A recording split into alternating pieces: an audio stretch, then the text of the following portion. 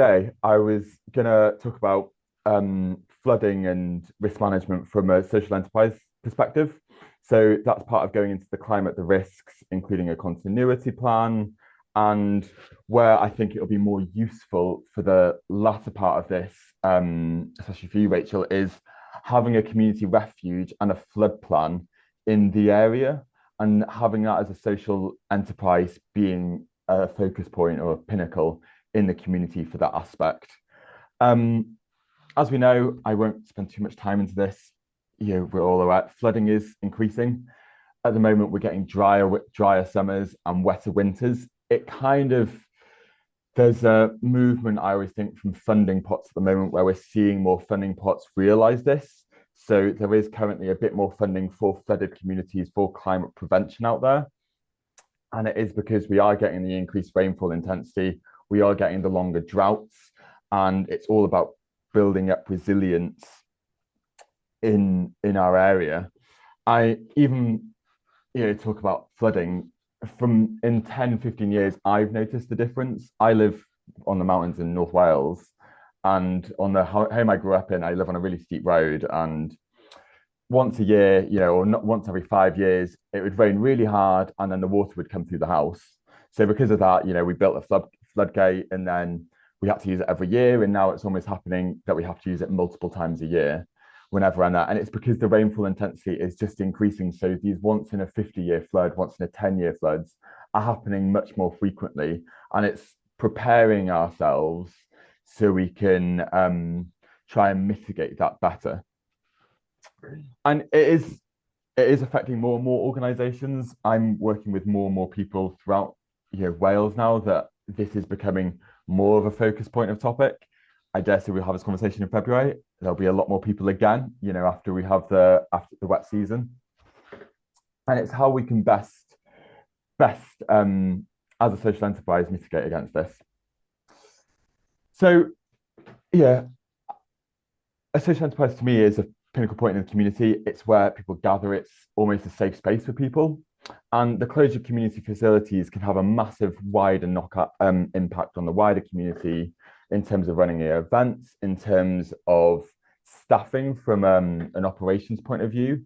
You're having to lose volunteers, you're having to lose staff, and there's potentially a loss of income. And in terms of you, Andrea, in your venue, so what did the venue originally do before it was impacted by a flood? We're all of the things above, really. We've got a befriending organisation attached to us. Okay. We've got volunteering for wellbeing, Okay. social circles for older people who've got early onset dementia, a community cafe, some social enterprises that operate from. We've got a stable block which sort of looks at startup businesses, that kind of thing, favourable rents for people, Wow. community fridge. So we collect the vegetables and the fruit that doesn't get sold in the supermarkets, that kind of thing. So yeah, lots of different things we do. Wow. Okay. And then what? 2 years ago? Was it 2 years? Sorry, was it 2 years ago? It was last November. Last Yeah. November, and then Yeah. you're still at the facility, and you're still at the facility now. Yes, we are. Yeah. Mainly because of the surveys that have needed to be done on the listed side of the older part of the big house that we manage. Did you move venue at all? We tried to move venue, but there's nowhere in our area that is suitable for us to carry on the business or carry on we are carrying on. That's not right to say. We're carrying on. We're doing everything we can in the community, but we have no area to actually work from. Wow. Okay. I mean, in all honesty, I'm kind of stepping ahead in terms of business continuity. It's just interesting hearing your perspective of having gone through that and the impact that it's had. Yeah. And hopefully by the end we can come up with a bit of a, even if not in this presentation, I will share with you my email, and we can be in touch after this. Yeah, that would be great to chat about things. But it's this kind of impact, and what we are seeing is we are seeing it in more and more places. I'm in North Wales, and I'm getting more and more groups that have also had this.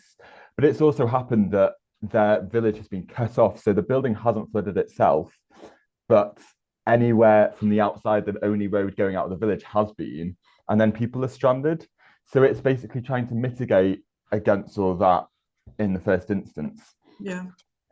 Has anyone, I guess you, Andrea, might be quite familiar with the flood maps and the flood risk maps. What about you, Rachel? Are you familiar with this? Yes, I am. Oh, look at that. Will it help if I click on it at all and explain it? But if you're both familiar with it, I will Hey, save time and can spend more always time. learn something. You Yes, can go absolutely. over it, but I yeah.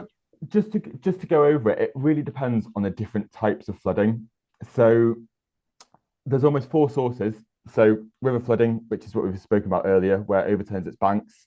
So it could be that you just had massive amounts of rain, or it could be I've had some where there's a tree gets swept in and it's blocked a bridge or a culvert, and then from that it's overturned its bank, which causes mass flooding. You could also get surface water flooding, where say it could be just in you're in the center of town and it's concrete everywhere and the drains are at full capacity and the water isn't draining through the tarmac because it's impermeable, and then it's great on the surface. I in a steep area where I live, it's mainly surface water flooding because the water just isn't penetrating through. You get groundwater, so that could be at the end of the winter where it's really saturated, and from that there's just nowhere for the water to go, so it's actually seeping up through. And then coastal, if anyone's familiar with like Aberystwyth Way, they're really famous for having a mixture of both coastal and like river flooding, where you'll get a storm surge from the sea on a spring tide, on a big tide, when it's also a series of a minor river flood. And between them both, they meet and cause massive flooding throughout the village. So it can really be a combination of different aspects. In terms of where you are, Rachel, just fancy giving me a postcode so we can have a bit of a look? Oh, well, yeah, You could, I'll or give you shout out an area. You don't have to give me the um exact postcode. CF31 is the center of Bridgend. We'll see. Is this showing on my internet? My internet might be quite slow today, unfortunately. It's not coming up just yet. We'll give it a few minutes. In Yeah. terms of you, Rachel, is it mainly from a river you're worried about, or is it a mixture of all of the above, or not Oh, too sure? I would say surface water and rivers, but also I think unexpected. Um, what could you call it? I don't know what to call it. A bit like was it about a month ago we had the mine incident in the south where that quarter's in flooded. Was in that near you, Keith? Southwest. Yeah, That that was near that was Radaway, wasn't it? yeah. Yeah. But that's the sort of thing I'm thinking of. In other words, unexpected as the weather becomes more extreme, unexpected ingress of water that comes from areas, not a standard water course, but down the side of a hill or something, where there's been some sort of is what I'm thinking of. That's not specific instances, but yeah, it's it's a mixture, isn't it? Depends on It the really organisation. it really it just depends, but where this comes in is the area of focus is going to have a wider impact on what you want to do. So this is why I always think it's worth looking at, because the first instance is if you want to do some alleviation schemes, it's Mm, knowing the type of flooding, and if it is a mixture, so if it is a mixture of surface water, okay, well in that case we can implement some green infrastructure, rain gardens, we can put a grant mm, together for that. That's quite an easy win. And if it's a river system, it arguably is a lot more complex, and you have to almost take a look at a wider catchment. And we're going to be mm, looking at the start to where it did, where it overturned its bank, to right in the upper catchment to see what we can do. yeah. Um, I'm in Bridgend now. Can everyone see that? Is that Yeah. brilliant? So this is where my river knowledge in the south is going to be a little bit lacking compared to North Wales, unfortunately. But if we're looking just in the centre of the town here, so anything pink is going to be surface water. It could be inaccurate. So there is instances of NRW being inaccurate about this. If it isn't accurate, I always say have the evidence there for if you're putting in grant applications anyway, just to support that, just so it backs it up.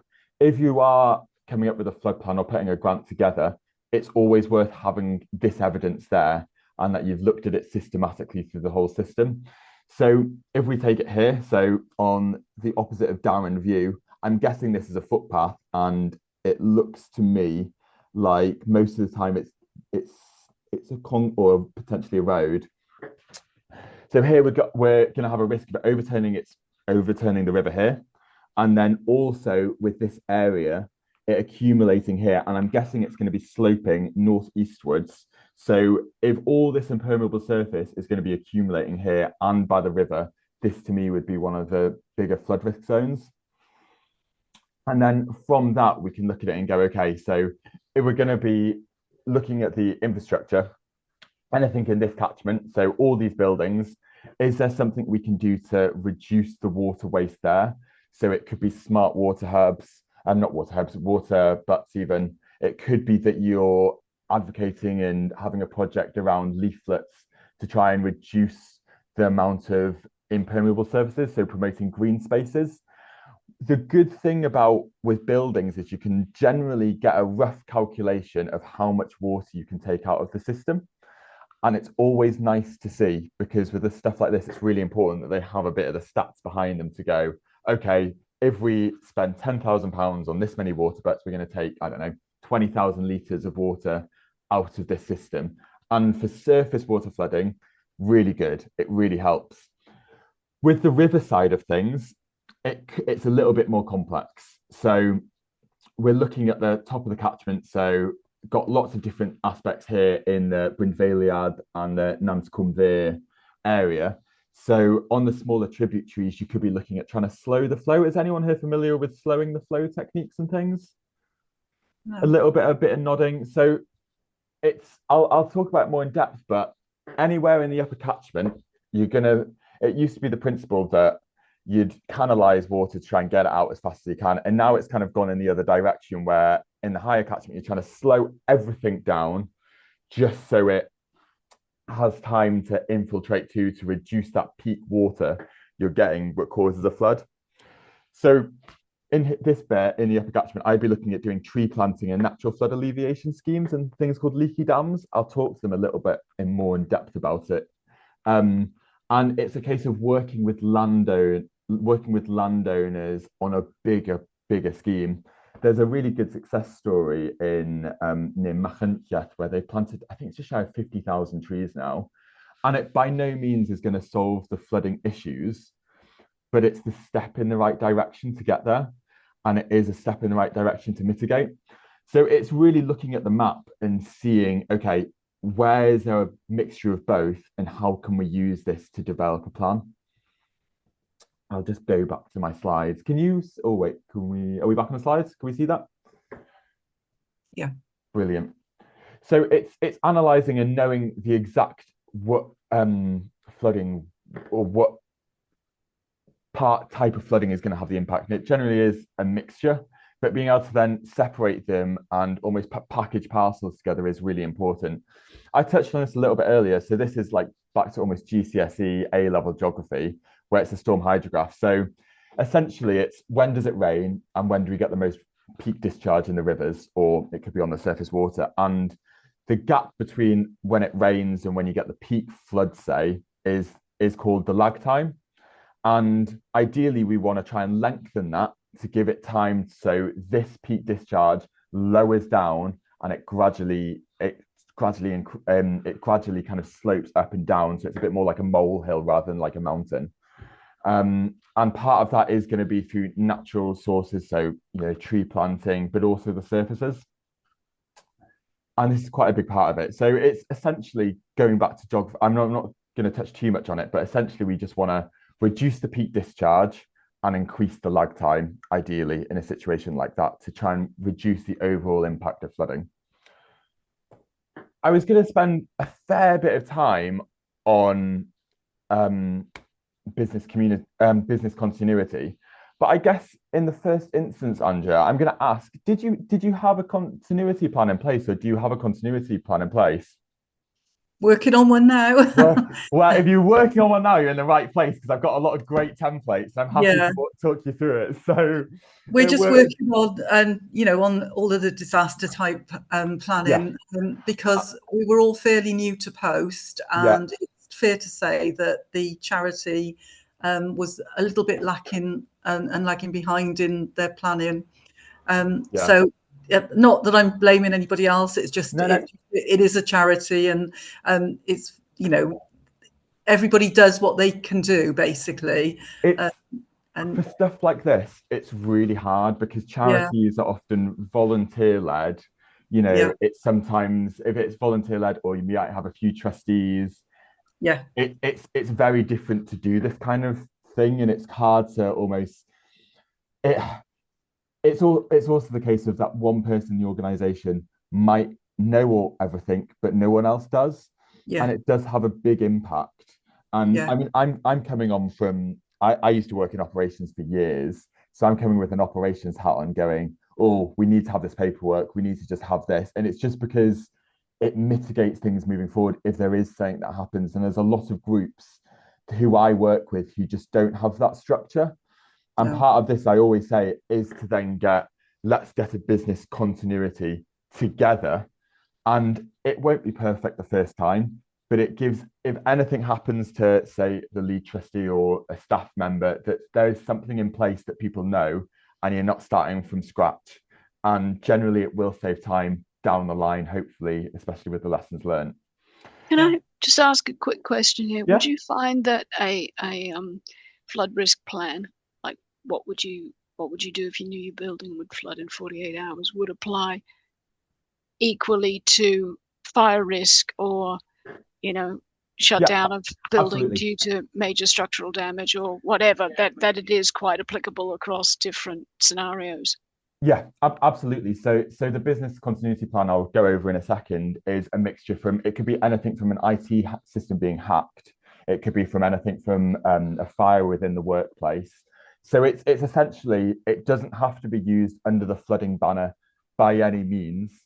I'm just using it under the flooding banner because it's a good template, but it could be anything to do with your building, like, or your situation as a whole. So I was actually working with a group the other day, and their issue is that they have power outages.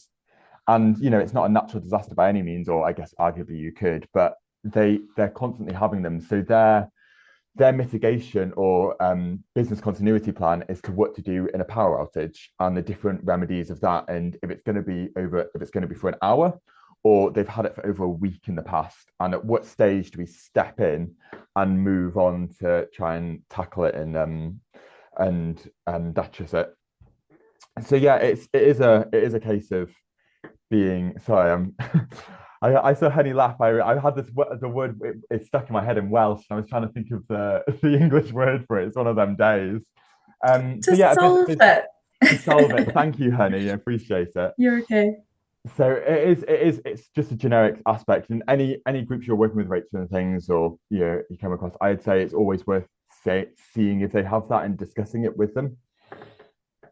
So just to break up business continuity, so I always think it can be broken into what is the overall mission of the organization. So, you know, is it a food bank? Is it a learning center? You know, is it just a community hub? Is it a recycle? Is it a repair cafe? How many staff do you have? You know, is it volunteers? Who are your beneficiaries? Who are your services? And it's about identifying what services you should keep essential and why, what you want to recover almost as quickly as possible to get back into running what the social enterprise does or what the charity does in the first instance. So in a really broad term, and it's hard because everyone is so different in this, but I always break it down into people, premises, operations, and income. So first with the people, it's going to be, okay, if we had to close down, or let's say we were flooded, or there was a wildfire, or there was a hack in the system. So who are the people in the business who are going to be impacted? Is it going to be the staff?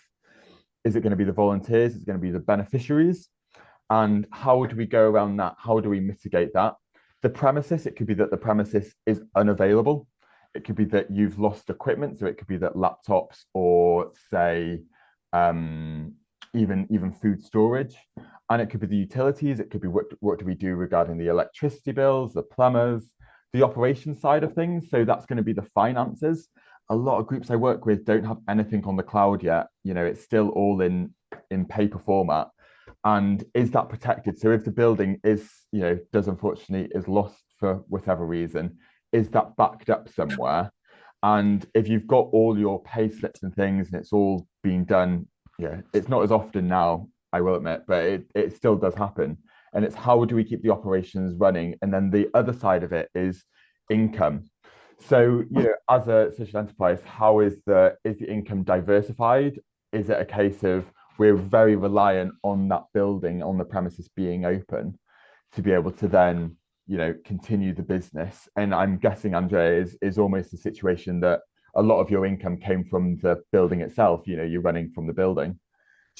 Yeah, it's a difficult one for us because a lot of our projects, the volunteering for wellbeing and that kind of thing, that's all grant funded. So so that can continue a standalone really. But the building itself, because we're sort of almost like trustees of a listed building that's a lovely venue, the building itself depended on the income from from just sessional lettings and that kind of thing, groups that were U3A, all those sort of groups that were using the building were, providing the income to pay, I don't know, pay receptionists to have the chat with people, to be the community hub, to be all that kind of stuff. So it's a bit of both for us, really.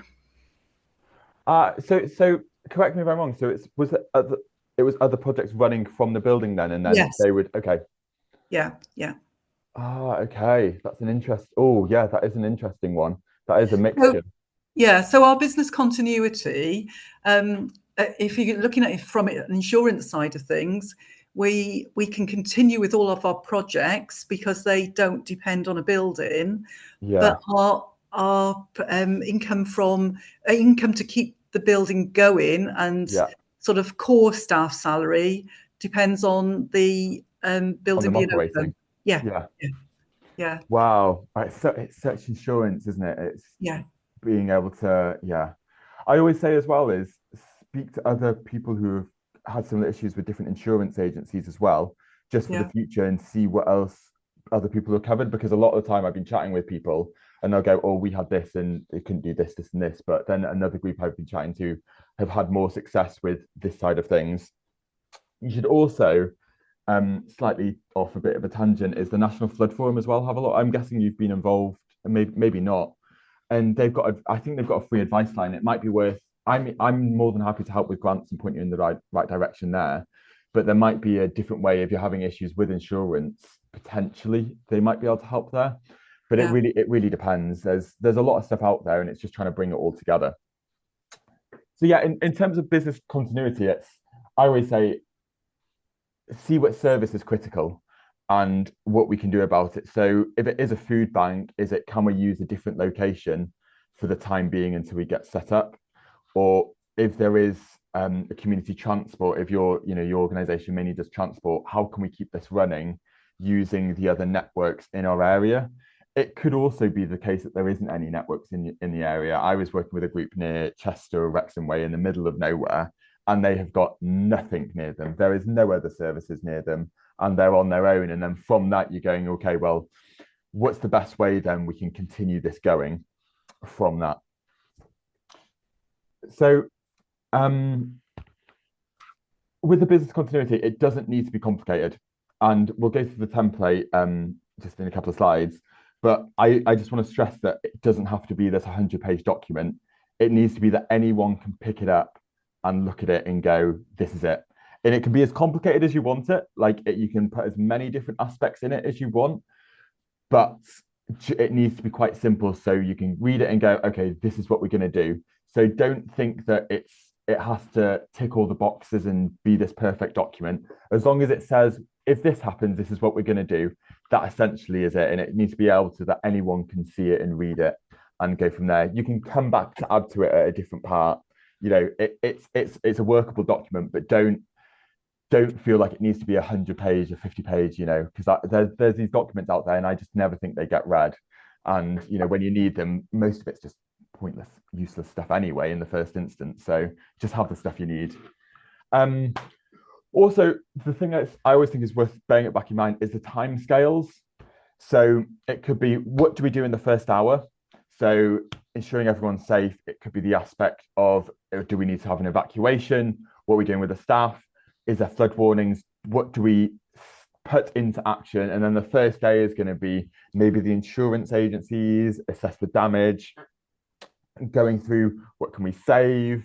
And it could be the first week then is finding a different venue, see what services you can resume. And then hopefully after that, the repairs can be done. And that can be, like your experience, Andrea, a long time, because it can be grant dependent and it can be insurance payout dependent. So it really depends on what aspect we want to do, but it's ensuring our priority level, and we've put almost the priorities going, okay, this is what we need to do first. This is the most important, and let's prioritize that and then go through it all. So let's see if this link works. Can everyone see this? Yeah, it's following through. Okay, after having said it doesn't need to be a long document, this is quite a big document, but you can scrap most of it. It's a good one. But the template itself is absolutely brilliant, and it's from Cardiff University. So if you haven't got one in the first instance, I would highly recommend using this and working through it. And it's all about any kind of business continuity. So yes, flooding is part of this. It doesn't have to be. But it's basically saying, what are the risks and how do we mitigate them? And this does talk more into like IT systems and energy supply issues. It does also talk about snow and fire risk, but essentially it all gets boiled down into different categories. I'll let you read through some of this in your own time. It's very good. I think a lot of it is quite, it's quite self-explanatory. But essentially, distribution list, this is who is going to read this. So who will get sent this, the business continuity? Is it going to be a manager? Is it going to be maybe some of the lead volunteers? It could be that you've only got, I don't know, 5 volunteers anyway, and it's quite useful for everyone to read it because everyone's involved, in which case have it there and have their contact details and send it out. If there's any comments, people can add to it. But I always think if you've got more of a structured organization where you have, I don't know, a line manager or a COO who can then pass the information on, they would be the key person to then, it's a bit like, I'm probably showing my age, showing my age, I'm showing a Simpsons episode where they have a phone tree. So where you almost have one person phone one person, then they phone 2 people, and from that, it's a bit easier now because you've got WhatsApp groups. But it's how can this get passed out as fast as possible and making sure everyone's covered. So it's just having that at the back of your mind. So the aim is always to kind of set out whose role and who responsibility is to be taken when you want to put business continuity into action. So when you're putting a plan into action, is it the CEO? Is it a volunteer? Is it just anyone who's available at that day? But have clear roles within it, because it makes it a lot easier. It makes there less room for error, because what you don't want to do is have, say, someone as the main role, and then when it comes to it, they're not there anymore, or they're maybe not even working that day, or they've gone on annual leave, and then you're left going, oh, okay, what happens then? So have a tree and have an organizational structure who is going to take what responsibility. And then the objectives are basically to provide continuity for activities essential to the business, and also reduce the disruption of the clients, the business, or the customers and the volunteers. So we've already spoken about it a little bit. So it would be a priority. So what is the most time critical service that needed to be restored? And maybe, Andrea, you could talk from your experience on this and maybe work through it with me a little bit. So in terms of your priority, what would be one of the main services that you would see need to be restored immediately? Well, the electricity to start with, because the electricity was down in the whole of the area. Wow. But so that was out of our control for a little while until the generators kicked in. So that was quite a big priority. Where did the generators come from? Sorry. They came from the suppliers, the electric supply. So out of our, so it was a big total area generators that were located on streets adjacent to the flooded areas. Some people in the locality had electricity straight back on, but different people were on different systems. So so that in turn was a problem for us, because obviously we're grade 2 star listed. As I said, we had no fire alarms on site except for the battery backups that were kicked in, but they only lasted for a short amount of time. So there was intruder alarms off, everything was off. Wow. Basically. Okay. Yeah. Yeah. So that was a big priority, which we weren't in control of at all. That was something that was out of our control. And then obviously linked to that, then the IT back on and up and running, because we were all trying to run off mobile phones, and signal was absolute chronic. Would have gone. Yeah. So that was two major things. It kind of comes to it a little bit further in the document, but one of the groups I've been working with is the group actually that have been having energy issues. Is they're using egging to get an entire almost self-reliant separate system apart from the grid. So they're looking at getting solar panels and battery packs that will be elevating out of anywhere. So they've got reliable energy for the community hub. So when the whole village loses power, that they've still got the warm space there. So it could be a case of, for the future business continuity, having maybe a small generator or just enough for the building that can be used in a case of an emergency. And then different services. So I'm guessing, in terms of, we sort of look at IT, I'm guessing the other green would be almost, what we're doing with the food aspect of and letting all the other businesses know, or, groups operating from the building. And then after 5 working days, it's okay, what can we bring back? So it would be, I feel like that would be a fair relative assumption of where it's at. In terms of the plan activation process, it takes a little bit I think it's overly complicated than it needs to be, but it's essentially what is the issue? So in workspace, it could be that, yes, you're flooded, or we can't use the workspace. The other issue could be, we've been hacked. And any one of these key things that could happen. So going back to your question earlier, Rachel, this is kind of where you'd insert any issues that might be. You can do it around these topics, but feel free to add your own as well. And it's just a case of going, what is the impact? Is this still happening? Is this still a risk? And if it is, let's go and invoke the plan. So whatever you have in these 1, 2, 3, 4 main aspects, which could be the workspace, key staff, IT systems, is a case of you'll need to have a mitigation plan for each of them on what you're going to do if it happens, or if they cross the threshold to get into that point. So activation of plan, it could be that the activation of the plan is sooner. So if you knew there was a flood warning, or it could be that the activation of plan is to put floodgates up, or it is to issue warnings, or it is to let the main member of staff know that, and send some emails out that it might not be operational tomorrow in the warning phase. So it really depends on what it is. A lot of people's activation plans will be as the disaster's actually happening. So it's a case of, we've got water coming in, or we have lost power. Unfortunately, with stuff like this, a lot of the time it can't be expected. It's, if you're going to have a fire, or if you're going to have an IT crash out or lose power, this is going to be straight into the implementation phase, because it's happened and you don't really realize, there's nothing you could have done about it for. So for the workspace, this is what's key for all the business continuities, is to have something like this on each of the aspects. So if we say workspace, in this place, it will be, okay, we've got a flood, and say it's in ground floor and the water's rising. And yes, we're gonna put it into action, because it's continuing to rain and it's not looking like it's going to ease. It's not going to get any better. And then it's going to be, okay, what's our continuity plan about this? So what do we do? So it could be that evacuation. So this is where you're going to put all the mitigation methods. So it could be evacuation. It could be issue a flood, put the floodgates up. It could be move everything. It could be evacuate all the key aspects out of the building. It could be getting the sandbags out of a container and putting them on the door. Arguably, that should be a little bit sooner, but it's almost, what are we going to do about it?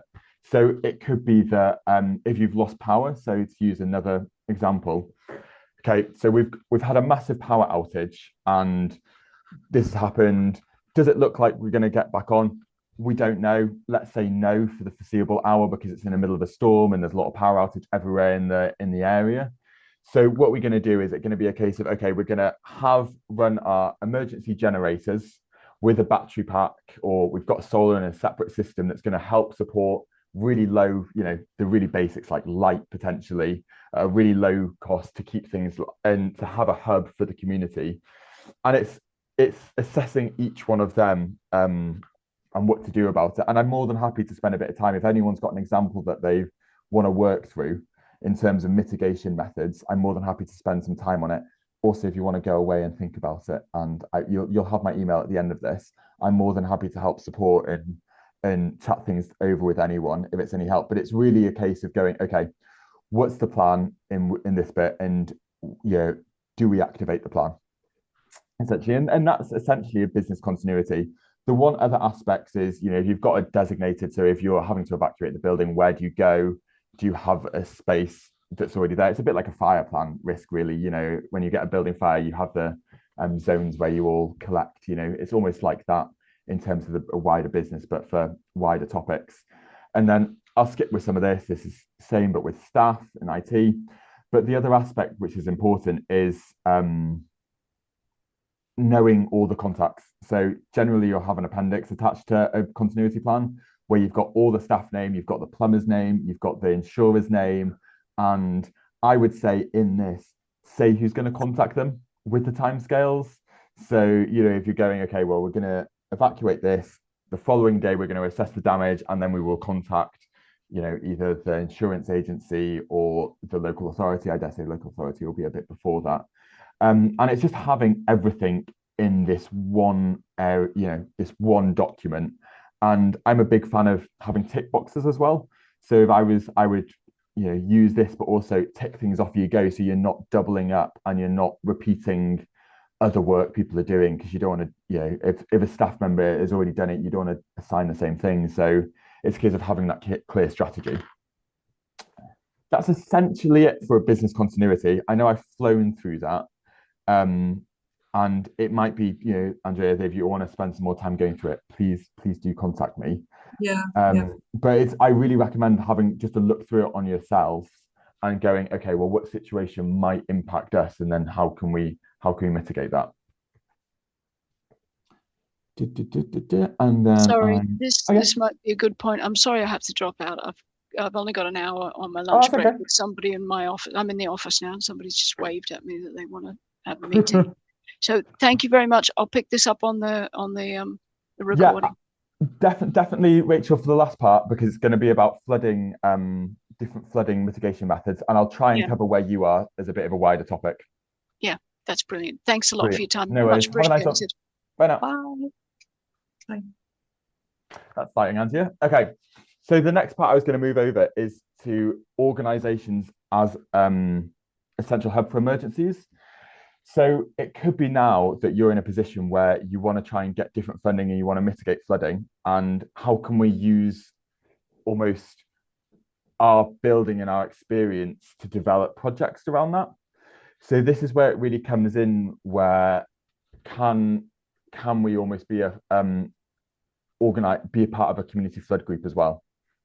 And it might not be relevant, it might be, but it's always just putting it out there. And it's a case of, okay, do you know if when you were flooded, if there was a community flood plan at all? I don't think so. I'm guessing it impacted lots of people's homes and a lot of businesses, yeah. Because generally what helps, or a lot, and it's more and more, is you'll get a community flood group together. So it will be businesses, it will be homeowners, it will be volunteers, it will be the local authorities, and it's about bringing everyone together to see what can we do in a flood. And it's how it's shared, and it's how everyone's supported, and it's how you work with emergency services. I'm also going to be biased because I think it's quite a good way to bring funding into the area. If you've got an established group going, oh, look, we're all working in on this, and these are all the stakeholders are involved, this can help for you to mitigate flooding in the future, whether it's for floodgates for villages, maybe it is for the water butts, maybe it's for a wider catchment plan. I think it does make a big difference. And it's also to help almost protect from flooding next time. So it could be that I'm working with a group at the moment that are putting in for a grant about getting loads of sandbags. And their idea is to have a community storage facility, a big container where it's full to the brim of sandbags, and they can just pick them out and distribute them to the local people where needed and businesses. And it can be an okay way of doing it. There's an argument to be made saying what responsibility lies with the local authority.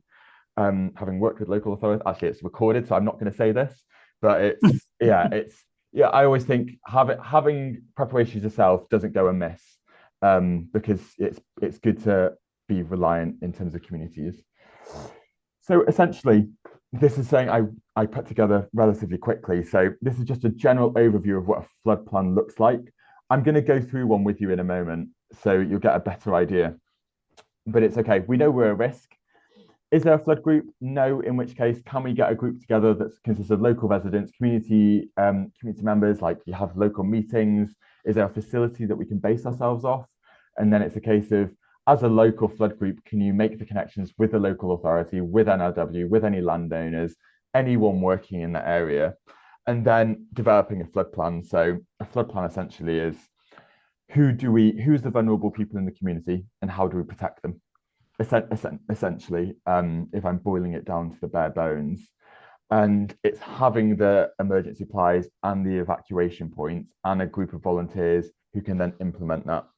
And then it can be, okay, you're getting a flood warning. So it's the Met officers come out and said, oh, it's going to be, it's an amber warning for the next 2 days. And at what point do you do the community drills, get the sandbags out, get flood kits out, and warning systems and a buddy system? And then it's bringing the funding in to try and pay for some of the mitigation methods, and then practical action, and then reviewing and learning. So I'm just going to show you. Are you familiar with Borth, Andrea, by any chance, or anyone in this meeting? To be fair, I know where it is. Been there. If you've been there, I was going to say that's quite a big step in the right direction already. In all honesty, it's a tiny little area. I used to do a lot of work on this one when I was in uni. So Borth, and they had a really good community flood plan, but unfortunately, I can't find it anymore. So I've gone and got their presentation, which is essentially just their flood plan, that I was just going to showcase because they do some things really well, and it's the case that they've got the whole community or got a lot of the community behind this, and it's what they're going to do about it, and then from that, bringing in funding. So immediately they've gone, okay, where are locations at risk?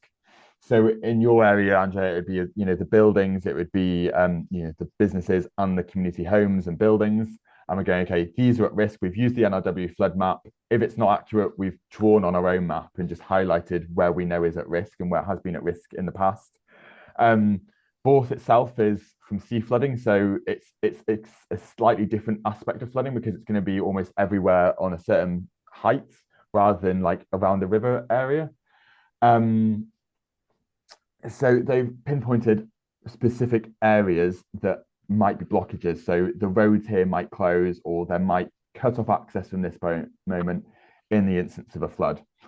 And then what they've got is they've got different flood wardens. So it's a case of having who in the village covers certain areas, and in that they will be covered all the homes, and they can message about the flood risk, the plans, and checking in on people. And it could be that flood warden for that patch, and that patch might be 5 houses, 10 houses. They might go and help deliver them all the sandbags and check on the residents there and let people know that there's a flood alert in place, and just essentially just checking in and being that person on the ground who can do that and getting the information out.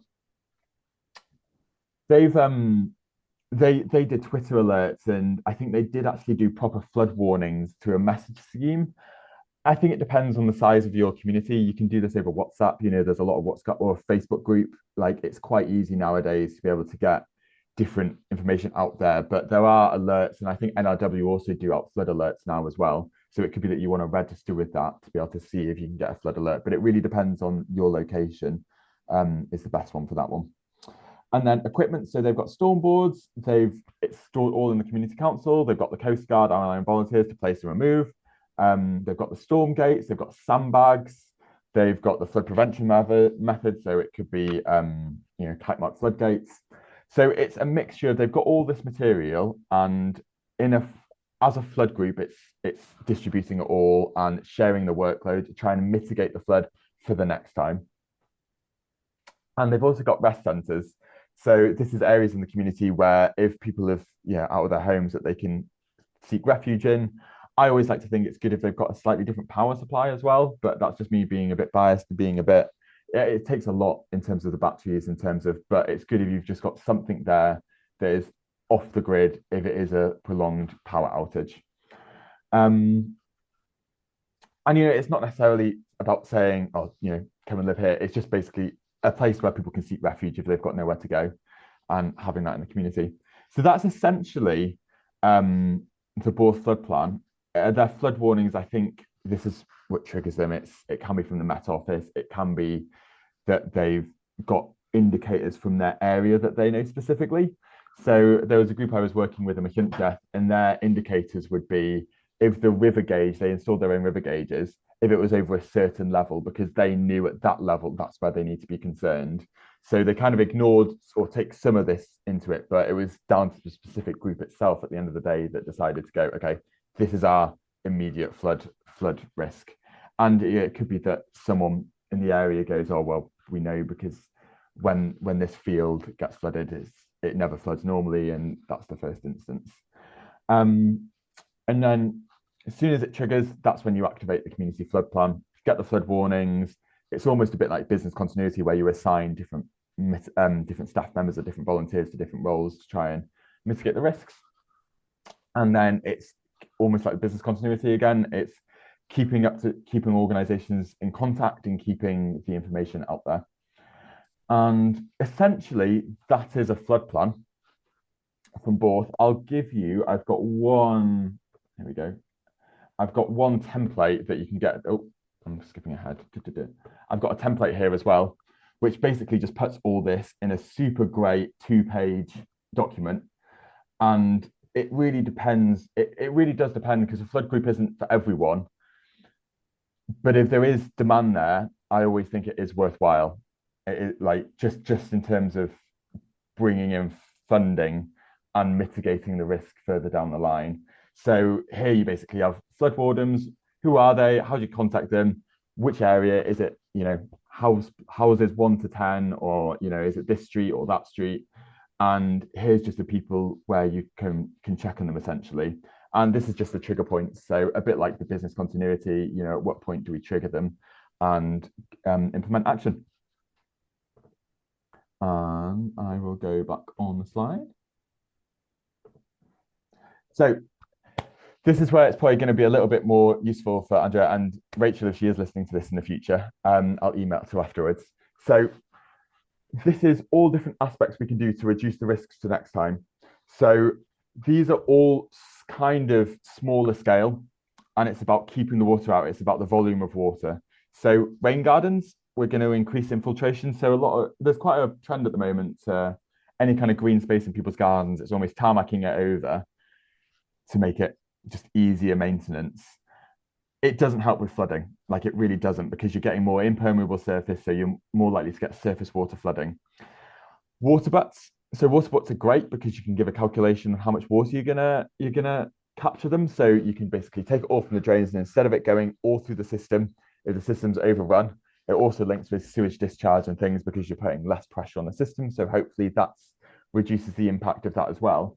The one aspect with water butts is people tend to forget about them. So over winter, I mean, I can speak from my experience that my water butt is full all the time because I don't need the water. But in a flooding context, that doesn't help, because if I've already got 100 litres or 1,000 litres and I've not emptied it at all, the water butt is doing nothing. So you need to have the education alongside with them that says we're going to empty it in drier periods so it can capture the storm surges or the heavy rainfall we get at them peaks. Floodgates. So floodgates can be brilliant. They can be really expensive. And I guess in a grade 2 listed, it depends where you'd want to put the floodgates. If it's on the outside of maybe the wall or the building, it depends. I'd need to look at the building on where might be an option. And they can be expensive, but there are grants out there for them. And there's a few lottery ones I can think of at the moment that might be relevant in terms of a wider project alongside it. You get non-return valves and you get SUDs, so sustainable urban drainage systems. So you're seeing this a lot more on almost new building sites now and new homes where you're getting these almost big rain gardens where all the water drains into these natural wilter feeds rather than going straight into the drain. And that's almost an urban drainage system. On a big scale, you're talking about millions. I've run projects on these before, and they're never. It can be really expensive to divert drainage or guttering into gardens rather than into the drain. So it's a big scheme. NRW funded them for quite a few years, and I think it's not as much. I don't think there's a project ongoing at the moment where they are funding it, unfortunately.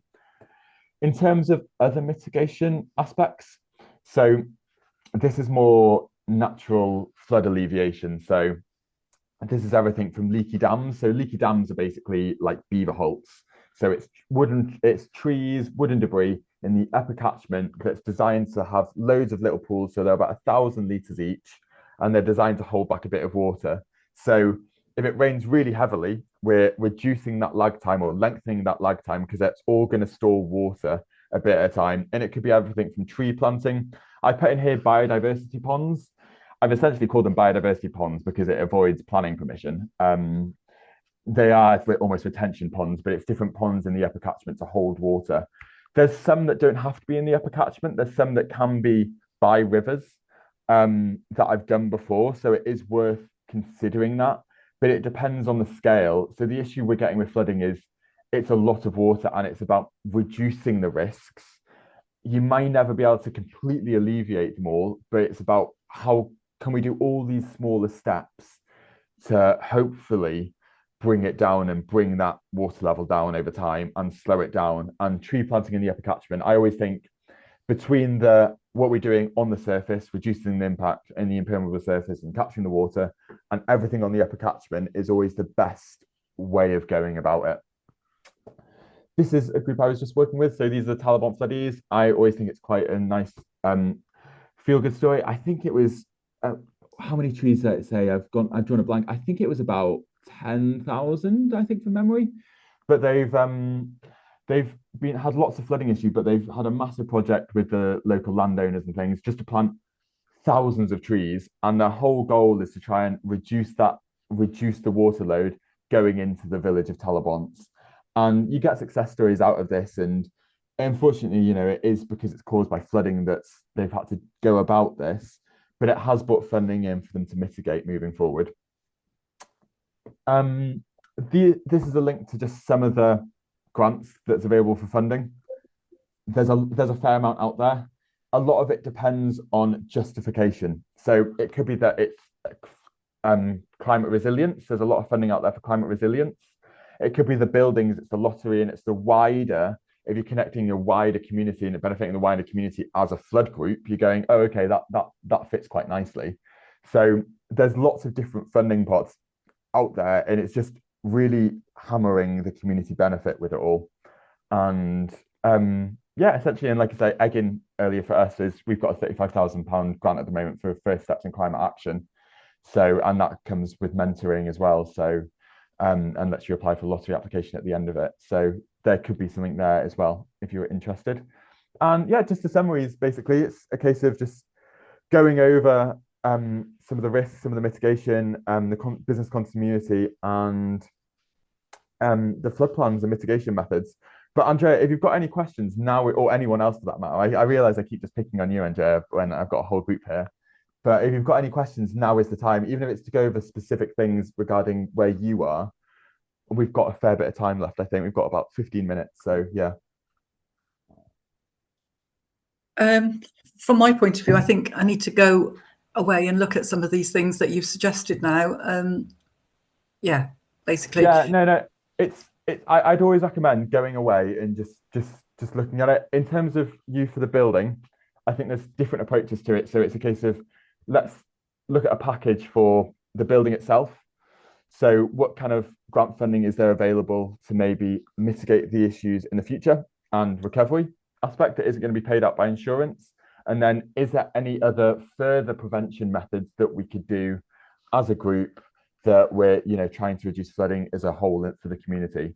So there's like the different packages there that I would look at, which would be what I would suggest from this just on the outset. But it's always worth just going away and just having a think. And I always think with stuff like this for me is I'll go to bed later and I'll wake up with an idea going, oh, that would be quite a good situation to do in this one, or I haven't thought about that.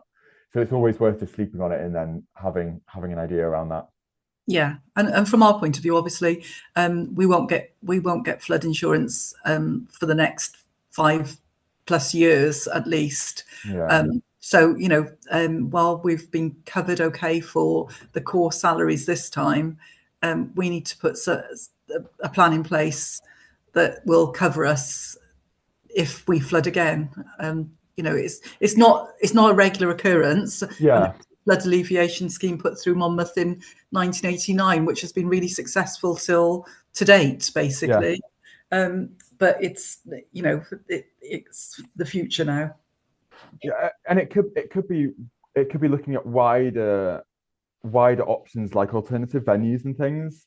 Like, Yeah. is there a potential for having these mobile venues that you can use in your instance to try and, as an emergency area? I mean, ideally, you'd hope that you can reduce and hopefully, rule out the impact of flooding for the group. But with stuff like this, you can never know, because all it takes, you can have the best scheme in the world and you're getting, the heavens open up and that's it.